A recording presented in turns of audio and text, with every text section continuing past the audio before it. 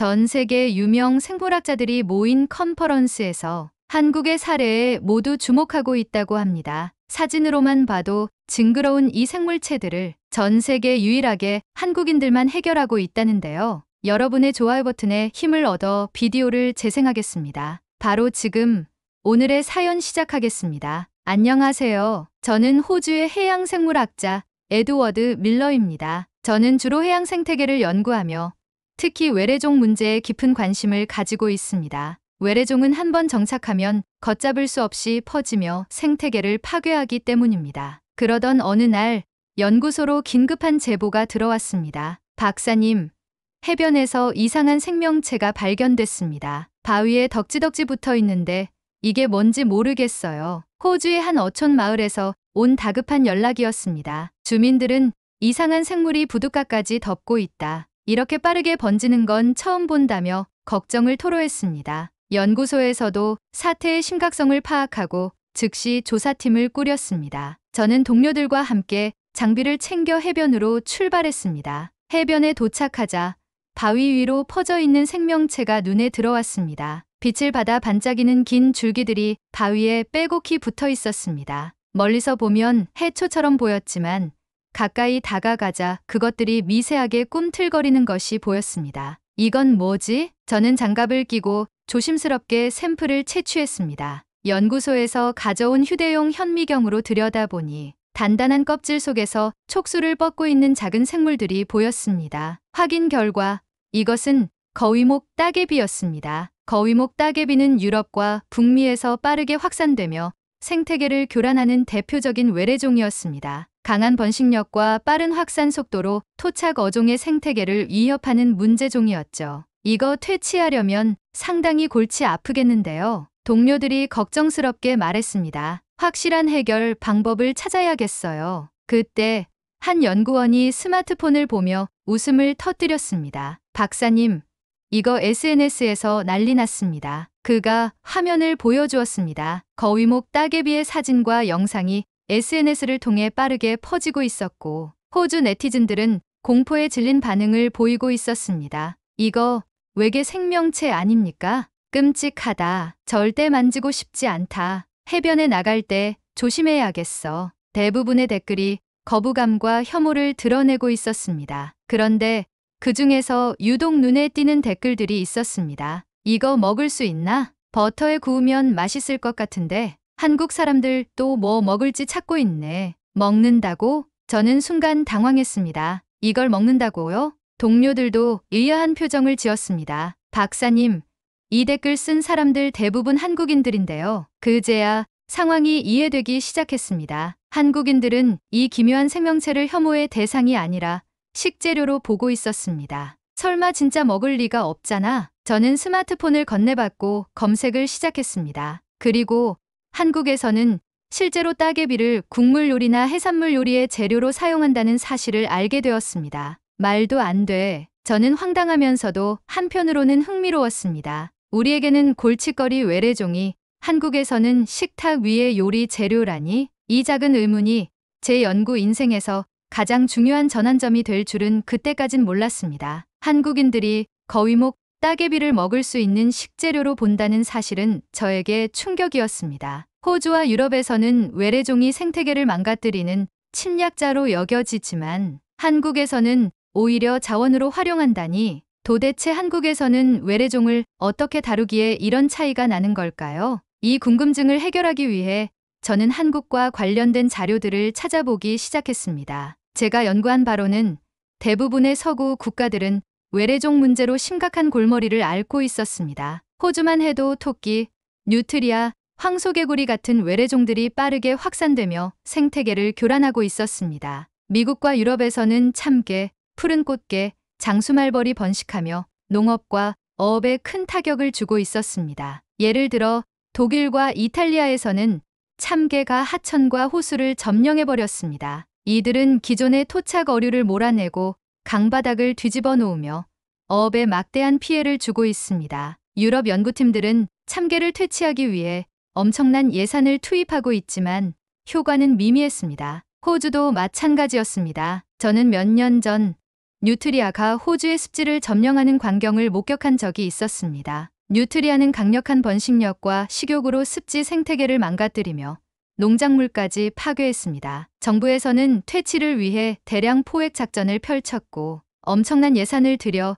연구를 진행했지만 뉴트리아 개체 수를 효과적으로 줄이지는 못했습니다. 결국 대부분의 서구 국가들은 외래종을 퇴치하기 위해 돈을 들이고 힘을 들이지만 제대로 해결하지 못하는 상황이었습니다. 하지만 한국에 대한 자료를 조사하면서 저는 기존의 연구 방향을 완전히 바꿀 수밖에 없었습니다. 한국에서는 외래종이 쉽게 정착하지 못하는 경향이 있었습니다. 왜냐하면 자연적으로 개체 수가 조절되거나 사람들이 식재료로 활용하기 때문입니다. 대표적인 예가 바로 뉴트리아였습니다. 미국과 호주에서는 뉴트리아가 통제 불가능한 골칫거리로 취급되지만 한국에서는 포식자들이 뉴트리아를 잡아먹으며 개체 수가 자연스럽게 줄어들고 있었습니다. 특히 한국에는 수달과 살 같은 천적들이 뉴트리아를 사냥하는 모습이 종종 관찰되었습니다. 즉, 한국의 생태계는 외래종이 너무 쉽게 정착하지 못하도록 자연적으로 조절하는 시스템을 갖추고 있는 것이었습니다. 저는 이 사실에 충격을 받았습니다. 같은 외래종인데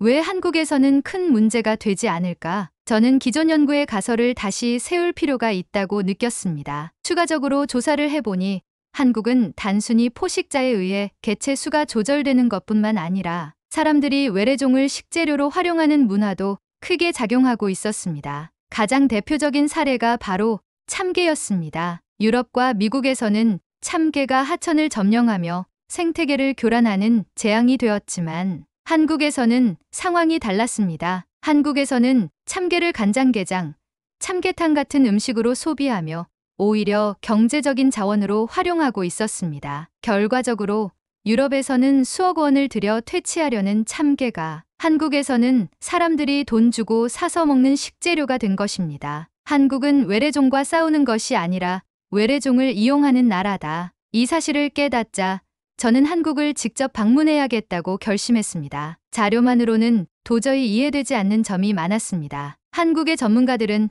어떻게 이런 독특한 생태계를 관리하고 있을까? 정말 한국에서는 외래종이 큰 문제가 되지 않는 걸까? 외래종을 식재료로 사용하는 문화는 어떻게 생겨난 걸까? 이 질문들에 대한 답을 찾기 위해 저는 한국으로 직접 가서 연구를 해보기로 했습니다. 호주 정부와 연구소에 한국 출장 계획을 제출했고 승인받았습니다. 비행기표를 예약하면서 저는 다시 한번 되새겼습니다. 서구에서는 외래종을 제거하는 데 집중한다. 그런데 한국에서는 외래종을 적응시키고 있다. 이 차이가 의미하는 것은 무엇일까? 이 질문에 답을 찾기 위해 저는 한국행 비행기에 몸을 실었습니다. 한국행 비행기에 몸을 싣고 창밖을 바라보며 생각했습니다. 서구에서는 외래종을 제거하려고 막대한 예산을 들인다. 그런데 한국에서는 외래종이 자연스럽게 조절된다고? 이것이 단순한 우연일까요?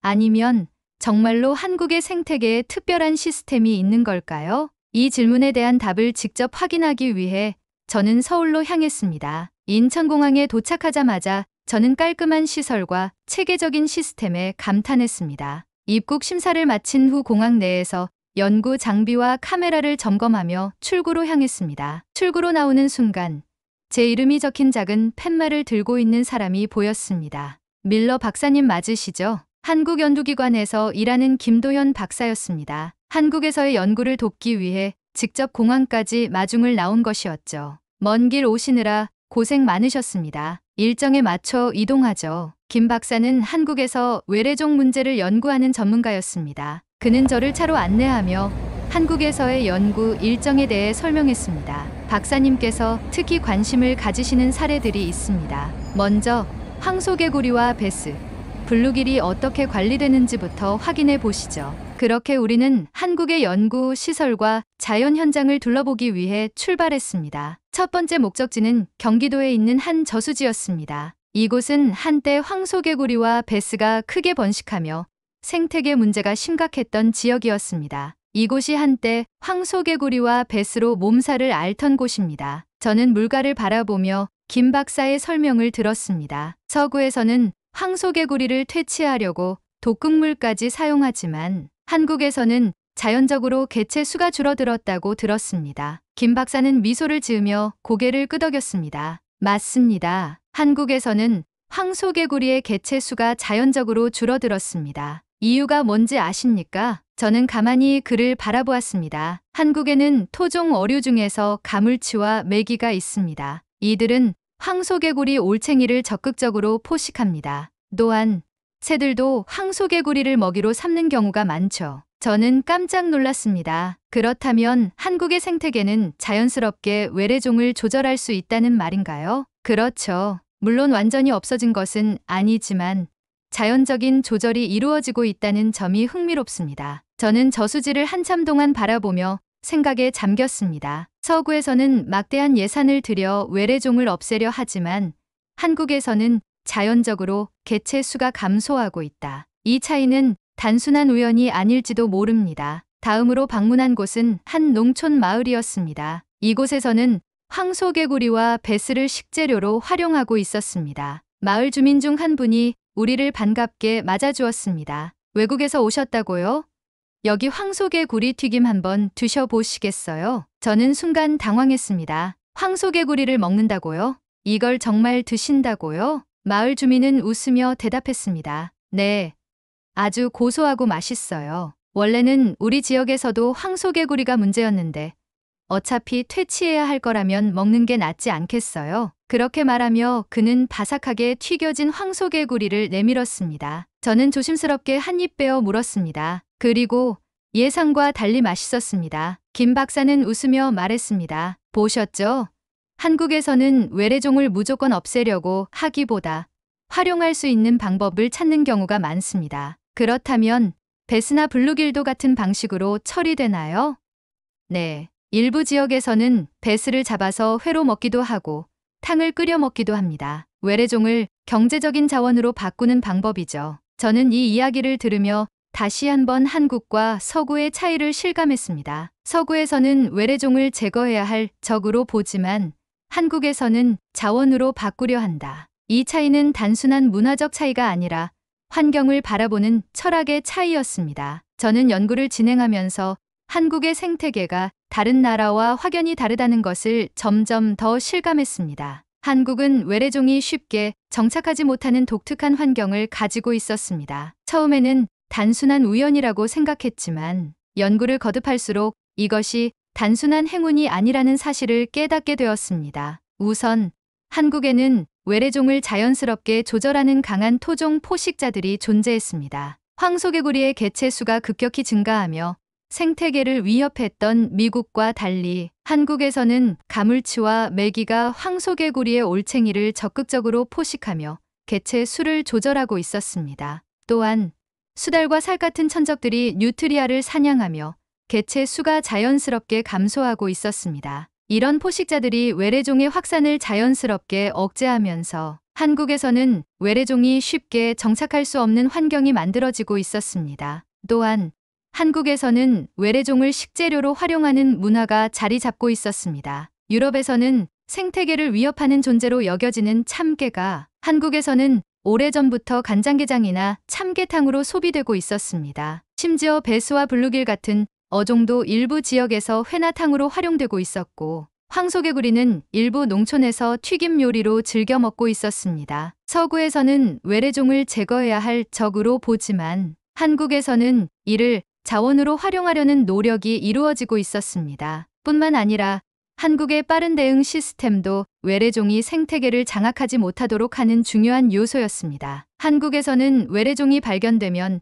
곧바로 대책을 세우고 실행하는 체계가 갖춰져 있었습니다. 정부 기관과 연구소가 협력하여 외래종 문제를 신속하게 조사하고 필요하면 적극적인 퇴치 작업을 진행했습니다. 예를 들어 중국 꽃매미가 급격히 증가했을 때 한국에서는 곧바로 방제 대책을 마련하고 이를 토종 곤충들이 유충을 먹는 방식과 병행하여 효과적으로 개체 수를 줄일 수 있었습니다. 이처럼 한국의 생태계는 단순한 행운이 아니라 강한 토종 포식자들과 외래종을 자원으로 활용하는 문화, 그리고 신속한 대응 시스템이 결합된 결과였습니다. 저는 이 사실을 깨닫고 기존 연구의 가설을 완전히 바꿔야 한다는 생각이 들었습니다. 그렇다면 과연 한국의 방식이 세계적으로 적용될 수 있을까? 이 질문의 답을 찾기 위해 저는 연구를 더욱 확장해 보기로 했습니다. 한국에서의 연구를 통해 저는 외래종을 다루는 새로운 접근, 방식을 발견했습니다. 서구에서는 외래종을 퇴치하기 위해 막대한 예산과 인력을 투입하지만 기대만큼 효과를 거두지 못하고 있었습니다. 반면 한국에서는 외래종이 쉽게 정착하지 못하는 생태 환경과 문화적 특성이 결합되어 자연스럽게 외래종 개체 수가 조절되는 현상이 나타나고 있었습니다. 그렇다면 한국의 방식이 다른 나라에서도 적용될 수 있을까요? 저는 이 질문의 답을 찾기 위해 국제 연구 데이터를 분석하기 시작했습니다. 최근 독일과 이탈리아는 참개 문제로 심각한 골머리를 앓고 있었습니다. 유럽에서는 참개가 강바닥을 뒤집어 놓으며 생태계를 교란하고 어업에도 큰 피해를 주고 있었습니다. 기존의 해결 방법으로는 참개를 대량 포획해 폐기하는 방식이 사용되었지만 그 효과는 미미했습니다. 그리고 최근 미국에서는 장수말벌이 빠르게 확산되며 생태계를 위협하고 있었습니다. 장수말벌은 꿀벌을 대량으로 사냥하며 벌집을 파괴하고 사람에게도 치명적인 독을 가지고 있어 위험한 외래종으로 분류되었습니다. 미국 정부는 장수말벌을 박멸하기 위해 살충제 사용과 포획 작전을 펼쳤지만 번식 속도를 따라잡지 못해 효과를 거두지 못하고 있었습니다. 저는 한국의 외래종 대처 방식이 세계적으로 주목을 받을 수도 있겠다고 생각했습니다. 그러나 서구에서 그대로 적용하기에는 어려운 점도 있었습니다. 첫째, 문화적 차이입니다. 한국에서는 오랫동안 외래종을 식재료로 활용하는 문화가 있었지만 서구에서는 특정 동물을 식재료로 삼는 것에 대한 거부감이 강했습니다. 둘째, 생태계 구조의 차이입니다. 한국은 외래종을 포식할 수 있는 강한 토종 생물들이 존재하지만 서구의 생태계는 상대적으로 그런 구조가 부족한 경우가 많았습니다. 그렇다면 서구에서 한국의 방식을 적용할 수 있는 방법은 없을까요? 저는 이 문제를 해결하기 위해 한국과 서구 생태계를 비교 분석하는 연구를 진행하기로 했습니다. 한국에서의 연구를 통해 저는 기존의 외래종 대처 방식이 한계를 가지고 있음을 깨달았습니다. 서구에서는 외래종을 제거하는 것에 집중했지만 한국에서는 외래종을 자연스럽게 조절하고 있었다. 이 차이는 단순한 정책의 차이가 아니라 환경과 문화의 차이에서 비롯된 것이었습니다. 서구 국가들이 한국의 방식을 그대로 적용하는 것은 어려울 수도 있지만 적어도 기존의 방식을 보완할 수 있는 새로운 접근, 방식으로 활용할 수 있었습니다. 저는 한국에서의 연구 결과를 바탕으로 새로운 논문을 준비하기 시작했습니다. 우리는 외래종을 박멸해야 할 존재로만 봤다. 하지만 한국은 외래종을 생태계와 문화 속에서 흡수하고 있다. 이 차이가 의미하는 것은 무엇일까? 이 질문에 대한 답을 찾기 위해 저는 한국에서의 연구를 마무리하고 본국으로 돌아갈 준비를 했습니다. 한국에서 경험한 연구 결과는 저에게 많은 깨달음을 주었습니다. 하지만 여전히 해결해야 할 과제가 남아 있었습니다. 과연 한국의 방식을 어떻게 적용할 수 있을까? 외래종을 단순히 제거하는 것이 아니라 균형을 맞추는 방식으로 접근할 수 있을까? 자연적인 생태적 조절과 인간의 개입이 조화를 이룰 수 있을까? 이 질문들에 대한 답을 찾기 위해 저는 앞으로도 연구를 계속하기로 결심했습니다. 한국에서의 경험이 제 연구 방향을 완전히 바꿔놓았다는 것을 실감하며 저는 한국에서의 마지막 밤을 보내고 있었습니다. 호주로 돌아온 후 저는 한국에서의 연구를 정리하며 기존의 연구 방향을 수정해야 한다는 결론에 도달했습니다. 외래종을 단순히 박멸해야 할 존재로 보는 것이 아니라 생태계 내에서 균형을 맞추는 요소로 활용하는 접근 방식이 필요하다는 것을 깨달았습니다. 서구에서는 외래종을 없애는 데 막대한 예산을 투입하고 있었지만 한국에서는 외래종이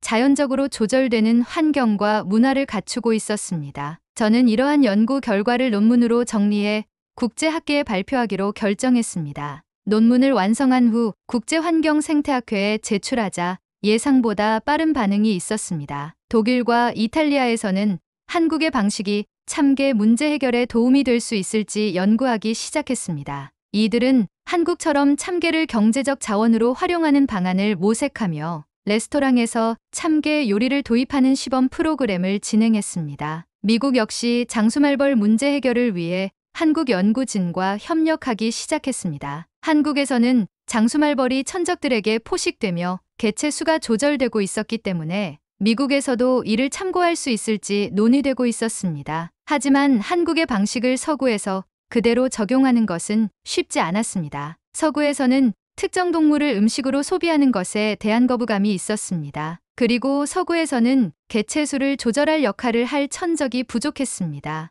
이러한 차이에도 불구하고 한국의 외래종 문제 해결에 대한 방식을 각 나라들은 새로운 시각으로 받아들이려 하고 있었습니다. 단순한 제거가 아니라 자연의 균형을 활용하는 접근법이 보다 지속 가능하고 효과적일 거라는 것에 모두 동의했기 때문입니다. 저는 한국에서의 연구 결과를 바탕으로 새로운 연구 프로젝트를 시작하기로 했습니다. 한국의 방식이 서구에서도 효과를 발휘할 수 있을지, 그리고 이를 정책적으로 어떻게 적용할 수 있을지에 대한 연구가 앞으로의 과제가 될 것이었습니다. 한국에서 배운 생태적 균형 개념이 실제로 다른 지역에서도 적용될 수 있을지를 확인하기 위해 저는 새로운 연구 프로젝트를 기획하기 시작했습니다. 단순히 기존의 제거 방식과 비교하는 것이 아니라 외래종이 생태계 내에서 자연스럽게 조절되는 환경을 만들 수 있는지 실험하는 것이 목표였습니다. 먼저 유럽에서는 기존의 외래종 제거 방식과 한국식 접근법의 효과를 비교하는 연구가 진행되었습니다. 단순한 포획 후 폐기 방식이 과연 장기적으로 얼마나 효과적인지, 그리고 한국식 자연적 조절 방식이 어떤 차이를 보이는지를 검증하기 위한 실험이었습니다. 연구진들은 특정 지역에서 외래종을 제거하는 구역과 자연적 조절 방식이 적용되는 구역을 나누어 각각의 생태 변화 과정을 관찰하기로 했습니다. 미국에서는 기존의 살충제 사용을 줄이고 천적을 활용한 장수말벌 조절 방법을 실험하는 프로젝트가 시작되었습니다. 연구진들은 장수말벌의 주요 천적을 찾고 이를 자연스럽게 늘리는 방법을 연구했습니다. 기존에는 화학적 방법을 사용해 장수말벌을 제거하려 했지만 한국에서 관찰된 자연적 포식 구조를 참고하여 생태적 균형을 유지하는 방향으로 접근 방식을 바꾸고 있었습니다. 이러한 실험들이 본격적으로 진행되면서 저는 한국의 방식이 단순히 특정한 지역에서만 적용되는 특별한 사례가 아니라 보다 넓은 생태계 관리 방식으로 확장될 가능성이 있다는 확신을 가지게 되었습니다. 그러나 여전히 해결해야 할 과제가 많았습니다. 한국에서는 외래종을 자연스럽게 흡수하는 문화가 있었지만 서구에서는 생태적 조절 개념을 정책적으로 도입하기까지 시간이 걸릴 것이었습니다. 저는 앞으로 진행될 실험 결과를 바탕으로 외래종 문제 해결을 위한 새로운 패러다임을 구축하는 것을 목표로 삼았습니다. 과연 한국에서 배운 방식이 세계적인 해결책이 될 수 있을까요? 이를 검증하는 것은 이제 학계뿐만 아니라 정책 결정자들의 몫이 되었습니다. 이제 제 연구의 초점은 한국에서 배운 해결책을 어떻게 전 세계에 적용할 수 있을까로 완전히 바뀌었습니다. 단순히 외래종을 제거하는 것이 아니라 생태적 균형을 유지하며 지속 가능한 해결책을 찾는 것이 저의 최우선 과제가 되었습니다. 각국에서 요청이 들어오면서 저는 한국의 생물학자들과 함께 협력할 수 있는 방안을 모색하기 시작했습니다. 한국은 이미 다양한 외래종 문제를 해결해 온 경험이 있었고 이를 세계적으로 확산시킬 수 있는 기회가 열리고 있었습니다. 첫 번째 목표는 각국의 생태적 차이를 분석하는 것이었습니다. 한국에서는 자연 포식자가 외래종을 견제하는 역할을 했지만 서구의 환경에서는 그런 포식자가 부족한 경우가 많았습니다. 따라서 각국의 생태계를 분석하고 한국에서 적용된 방식 중 어떤 것이 적절할지를 판단해야 했습니다. 두 번째 목표는 대중의 인식을 바꾸는 것이었습니다. 외래종을 단순히 제거해야 할 해로운 존재로 보는 것이 아니라 관리 가능한 자원으로 활용할 수 있다는 점을 강조해야 했습니다. 이를 위해 다큐멘터리 제작, 언론 보도, 학술 발표 등을 통해 각국 정부와 국민들에게 한국의 사례를 소개하는 작업이 진행되었습니다. 세 번째 목표는 정책적 변화를 이끌어내는 것이었습니다. 연구 결과만으로는 정책이 쉽게 바뀌지 않기 때문에 각국의 환경부와 협력하여 실질적인 정책 도입을 추진해야 했습니다. 이를 위해 한국의 연구진들과 함께 국제 컨퍼런스를 개최하고 각국의 환경 정책 담당자들과 직접 협의하는 과정이 필요했습니다. 이 모든 과정에서 한국의 생물학자들은 저에게 큰 영감을 주었고 실제 문제 해결을 위한 핵심적인 역할을 맡아주었습니다. 저는 한국에서의 경험을 바탕으로 앞으로도 더 많은 국제 협력 프로젝트를 추진할 계획이었습니다. 마지막으로 저는 연구자로서 다음과 같은 질문을 스스로에게 던졌습니다. 외래종 문제를 해결하기 위해 우리는 어떤 방향으로 나아가야 하는가? 한국의 방식이 단순한 사례가 아니라 새로운 표준이 될 수 있을까? 이 질문에 대한 답을 찾기 위해 저는 앞으로도 연구를 이어갈 것입니다. 그리고 한국의 생물학자들과 함께 세계 각국이 외래종 문제를 해결할 수 있도록 돕는 것이 저의 새로운 목표가 되었습니다. 외래종 문제는 단순히 한 나라의 문제가 아니라 전 세계적인 환경 문제입니다. 한국이 보여준 해결책이 국제적인 모델로 자리 잡는다면 우리는 더 지속 가능한 방식으로 자연과 공존할 수 있을 것입니다. 저는 이 이야기가 단순한 연구 성과를 넘어 앞으로의 환경 문제 해결의 새로운 방향을 제시할 수 있기를 바랍니다. 그리고 이 과정에서 한국의 연구진들과 함께 더 많은 기여를 할 수 있기를 기대합니다. 오늘의 사연은 여기까지입니다. 한국의 외래종 퇴치가 이렇게까지 큰 반응을 일으킨 줄 몰랐는데요. 여러분이 생각나시는 외래종은 어떤 것들이 있는지, 그리고 그것들이 어떻게 자원으로 쓰였는지 댓글로 남겨 감동 비디오의 마지막을 장식해주세요. 오늘의 비디오가 공감이 되신다면 구독, 좋아요 한 번씩 부탁드리겠습니다. 그리고 여러분의 댓글은 제게 큰 힘이 됩니다. 다음엔 더 흥미로운 사연으로 여러분을 찾아뵙겠습니다. 시청해주셔서 감사합니다.